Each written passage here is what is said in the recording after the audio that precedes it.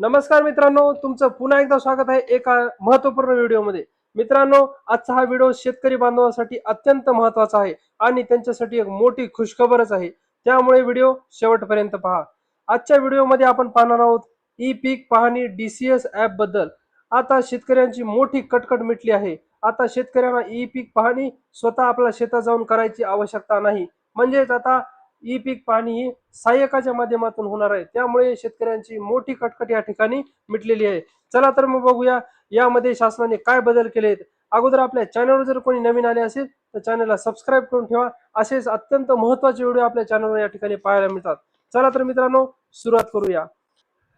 या ई पीक पाहणी DCS ॲपमध्ये शासनाने एक मोठा बदल केला आहे. तो म्हणजे आता शेतकऱ्यांना ई पीक पाहणी करायची आवश्यकता नाही. आता पूर्ण काम सहाय्यकाच्या माध्यमातून होणार आहे. सहाय्यक म्हणजे कोण आणि त्यांची निवड कशी होणार आहे हे आपण पाहूया. प्रत्येक गावामध्ये या ठिकाणी सहाय्यकाची नेमणूक माननीय तहसीलदार साहेब या ठिकाणी करणार आहेत आणि या सहाय्यकाच्या माध्यमातून आपल्या गावातील पूर्ण या ठिकाणी जेवढे गट असतील तेवढ्या गटांची प्रत्येक बांधावर जाऊन या ठिकाणी सहाय्यक या ठिकाणी ई पीक पाहणी करणार आहेत. त्यामुळे शेतकऱ्यांची आता टेन्शन या ठिकाणी कमी झालेलं आहे. या ठिकाणी सहाय्यकाची निवड ही तहसील मार्फत होणार आहे. तर यानंतर मित्रांनो पाहूया ई पीक पाहणीची सुरुवात कधी होणार आहे. तर या वर्षाची ई पीक पाहणीची सुरुवात 15 जुलै 2026 रोजी ई पीक पाहणी DCS नावाचं ॲप या ठिकाणी सुरुवात होणार आहे आणि त्या तारखेपासून या ठिकाणी सहाय्यक आपले ई पीक पाहणी करण्याकरता सुरुवात करणार आहेत. या नंतरचा मुद्दा अत्यंत महत्त्वाचा आहे मित्रांनो. ई पीक पाहणी चालू झाल्याच्या नंतर आता आपल्याला स्वतः ई पीक पाहणी करतो म्हणलं तरीही करता येणार नाही. फक्त आपल्याला आपल्या सहाय्यकाच्या माध्यमातूनच गावामध्ये आपली ई पीक पाहणी म्हणजेच आपला पेरा मांडता येईल. तर या ठिकाणी 15 जुलैला चालू झाल्याच्या नंतर लगेच आपल्या गावातील सहाय्यक कोण आहे याचा संपर्क घ्या, याची माहिती घ्या आणि त्यांच्याशी कॉन्टॅक्ट करा आणि जेवढे लवकर होईल तेवढं त्याच्या पाठीमागे लागून या ठिकाणी त्याला आपल्या शेतामध्ये न्या आणि आपली ई पीक पाहणी नोंदवून घ्या. म्हणजेच आपल्याला येणाऱ्या पुढच्या प्रत्येक लाभाला या ठिकाणी आपल्याला फायदा होणार आहे. त्यामुळे ई पीक पाहणी चालू झाल्या झाल्या सहाय्यकाची माहिती घ्या आणि त्यांना आपल्या शेतामध्ये नेऊन आपल्या ई पीक पाहणीचा पेरा मांडून घ्या. म्हणजेच लगेच तो सातबारावर या ठिकाणी येऊन जाईल. त्याचबरोबर या ई पीक पाहणी सहाय्यकाला दिल्याच्या नंतर शेतकऱ्यांचे काय फायदे झाले या ठिकाणी आपण पाहूया. शेतकऱ्यांचा या ठिकाणी खूप मोठ्या प्रमाणामध्ये वेळ वाचला आहे. नाहीतर आपल्याला ई पीक पाहणीचं ॲप या ठिकाणी घेऊन 2-2 दिवस फिरावं लागत गेलं. त्या ठिकाणी आपला वेळ खूप जात होता आणि आपलं काम सुद्धा होत नव्हतं. त्यामुळे आपला वेळ सुद्धा या ठिकाणी आता वाचलेला आहे. ते काम सहाय्यकाला दिल्यामुळे. त्याचबरोबर दुसरं या ठिकाणी महत्त्वाचा पॉईंट असा आहे की अचूक पेरेची नोंद होणार आहे. मित्रांनो, या ठिकाणी हे केंद्राचं ॲप असल्यामुळे सहाय्यक प्रत्येकाच्या बांधावर या ठिकाणी जाऊन आपला पेरा मांडणार आहेत. त्यामुळे या ठिकाणी अचूक पेऱ्याची नोंद या ठिकाणी आपल्या ॲपमध्ये होणार आहे, सातबारा होणार आहे आणि त्याचा फायदा प्रत्येक आपल्या जिल्ह्याला, राज्याला, केंद्रावर या ठिकाणी याची नोंद होणार आहे.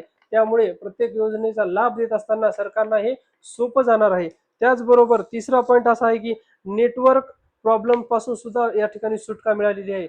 आपलं जे पहिलं ॲप होतं त्या ॲप या ठिकाणी घेऊन फिरत असताना नेटवर्कचा प्रॉब्लेम येत होता. आपल्याला 2-2 दिवस एकाच गटाचा पेरा मांडणं होत नव्हता. नेटवर्क या ठिकाणी जात होतं किंवा नेटवर्क पकडत नव्हतं आणि आपल्याला ई पीक पाणीचा पेरा काही ठिकाणी तर शेतकऱ्यांचा ई पीक पाणीचा पेरा फिरून फिरून सुद्धा मांडणं होत नव्हता आणि तारीख निघून जात होती. तर ती सुद्धा कटकट या ठिकाणी आपली कमी झाली आहे. तो या ठिकाणी शेतकऱ्यांना फायदा झालेला आहे. त्याचबरोबर सर्व्हर डाऊनचा सुद्धा प्रॉब्लेम मोठ्या प्रमाणामध्ये येत होता. आपण एखाद्या ठिकाणी पेरा मांडायला सुरुवात केली की लगेच सर्व्हर डाऊन व्हायचं. तो फिरत फिरत फिरत राहायचं.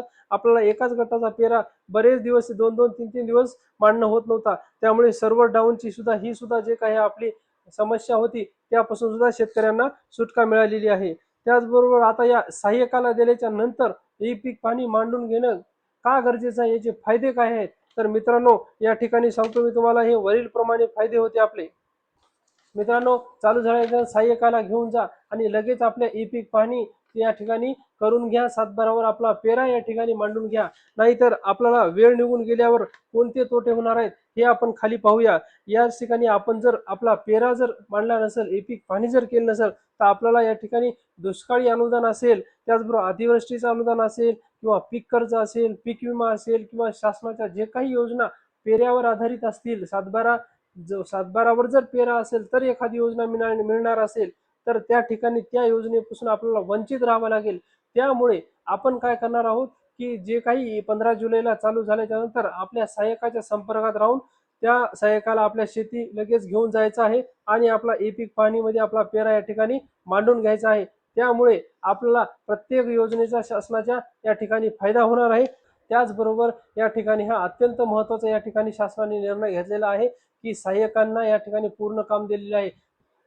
काही शेतकऱ्यांकडे अँड्रॉइड मोबाईल नव्हते, त्यामुळे त्यांचा पेरा सातबारावर मांडण्यापासून ते वंचित राहायचे किंवा त्यांना या ठिकाणी सातबारावर पेरा मांडायला कोणीही मदत करत नसे.